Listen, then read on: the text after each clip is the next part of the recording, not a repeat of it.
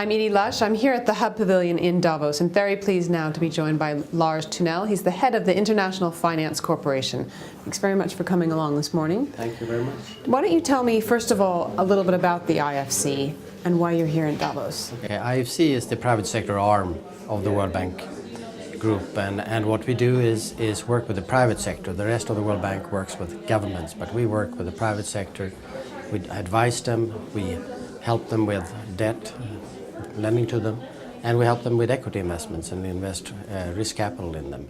And we are very much focused on the poorer countries. About 50% of our projects are the really low-income countries. Can you tell me a little about the key initiatives that you have now, which countries you're focusing on and which issues specifically you're focusing on? Our focus over the last couple of years, as I said, been very on the moving towards the very poor countries in Africa, Central Asia, Mekong, and trying to help the private sector develop. The SMEs, the small and medium-sized enterprises, we do a lot with microfinance. It's very important. Infrastructure has been important because that's lacking if you look at Africa as a whole. And then more and more now with the food crisis that we've seen, also agriculture.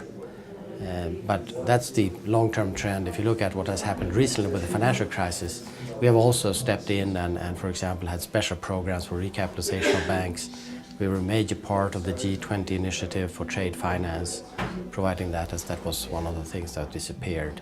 How do you think we are, where do you think we are in terms of this recovery? Are we still nascent? Have you seen the green shoots shooting higher? What's your take? Well, I'm probably where most people are, that the recovery is here, but it's very, very fragile. And we're seeing kind of a differentiation. Asia moving ahead very well, based very much more not only on export but on domestic demand, especially India and China. And then Europe and the US lagging behind. And of course the real poor countries are less affected in many ways, but still surprisingly affected.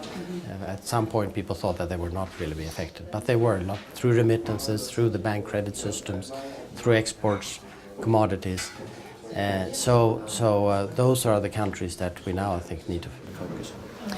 Is there a success story that you can point me towards? Because such a lot of the message here in Davos has actually been slightly gloomy. And is there a success story that you could point me towards that the IFC has come up with just in the last year in the recovery, in terms of some of the work that you've been doing, supporting infrastructure growth, supporting the small and medium enterprises? I think there is a lot of success stories with the entrepreneurs out there, and we see those all over the place. Last year we did, I think, 8.5 million loans through the banks that we work with and the microfinance institutions for that segment.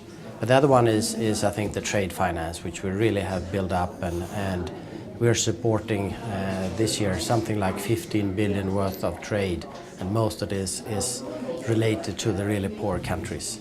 The other thing I think has been a success story, if you look at the multilateral organizations working together, has been what's called the Joint Initiative for Eastern Europe, where the whole community put together $25 billion to the benefit of the Eastern Europeans, making sure that the banking system there actually survived. Lars, thank you very much for coming along to the Hub Pavilion here in Davos, and I'm Edie Lush.